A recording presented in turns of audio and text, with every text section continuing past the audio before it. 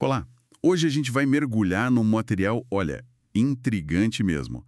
Trechos do Perfect Sight Without Glasses, sabe? Aquele livro de 1920 do Dr. W. H. Bates. Foi uma obra que, nossa, na época bateu de frente com tudo que a oftalmologia falava.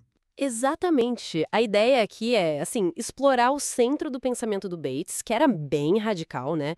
Entender como ele enxergava o olho funcionando e por que ele acreditava que dava para recuperar a visão naturalmente.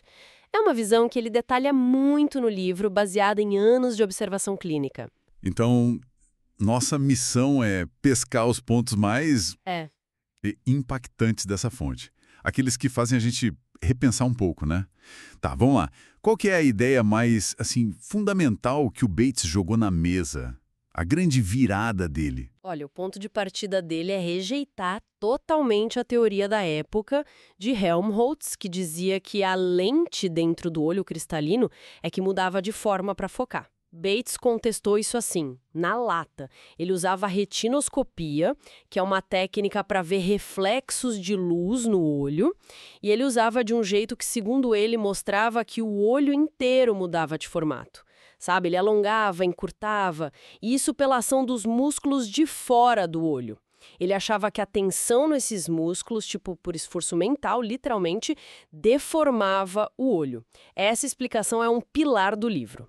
Peraí, se a forma do olho muda por causa dos músculos e da tensão, o que isso quer dizer para a miopia e hipermetropia? Não seriam defeitos para sempre? Ao esforço para ver. Não era defeito na estrutura, fixo, sabe? Ele até documentou como a refração de alguém podia variar, nossa, muito, durante o dia ou até em minutos. Ele mostrava isso com o retinoscópio dele. Isso questiona toda a ideia de um defeito visual estável, né? Para ele, a variação era o normal. O problema era a rigidez. Nossa, mas isso vai totalmente contra a ideia de usar óculos para corrigir um erro fixo. O que ele pensava sobre os óculos? Ele considerava péssimos, como se fossem muletas que impedem a pessoa de andar sozinha, sabe? Argumentava que os óculos forçam o olho a ficar sempre naquele estado de erro, impedem o relaxamento, impedem a variação natural que ele via. O livro dele está cheio de relatos de casos que, segundo ele, a visão melhorou depois que a pessoa largou os óculos. A crítica era essa. A correção artificial atrapalhava a recuperação natural. Entendi. Entendi. Então, se a tensão é o problema e óculos não ajudam, qual era a cura para ele? Aqui a coisa fica interessante mesmo. Ele falava muito de relaxamento, né? Exatamente. Se a tensão causa, o relaxamento cura. Os métodos dele eram para aliviar essa tensão mental que refletia nos olhos. O Palmer, por exemplo, basicamente cobria os olhos fechados com as mãos para buscar escuridão total, descanso para a mente. Ou a tal fixação central, que é aprender a ver melhor o ponto exato para onde você está olhando, em vez daquela visão tensa, meio geral. O ponto-chave é essa conexão mente-corpo. Ele achava que memória e imaginação eram ferramentas essenciais para relaxar a visão.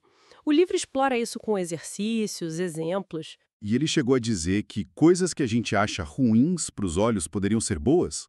Tipo ler letra pequena? Sim, mas olha, tinha uma condição super importante. Fazer isso sem esforço. A ideia não era forçar a vista, era usar o desafio para relaxar. Paradoxalmente, ele defendia ler a tabela de Snellen todo dia, aquela do exame de vista, sabe? Como prevenção e cura, especialmente nas escolas. Ele detalha os experimentos que fez, e isso se liga à ideia dele de que a vida moderna, a educação, tudo isso causava tensão visual crônica. E ele ia além. Ligava a visão ao bem-estar geral. Falava que relaxar os olhos podia aliviar dor de cabeça, neuralgia, até melhorar a memória. O livro tem uns relatos bem surpreendentes sobre isso. Caramba!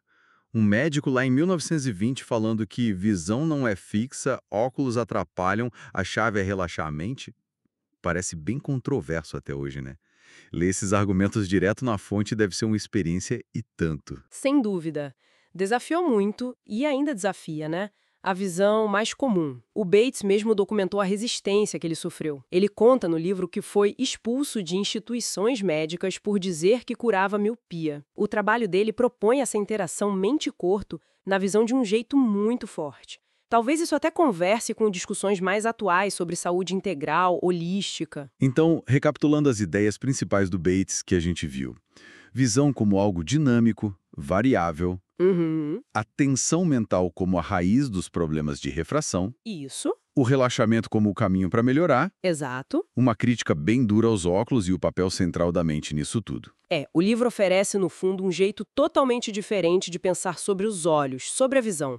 Liga tudo isso ao nosso estado mental, emocional, de uma forma inseparável. É uma leitura que, assim, provoca mesmo, desafia o que a gente costuma aceitar. E fica a reflexão, né?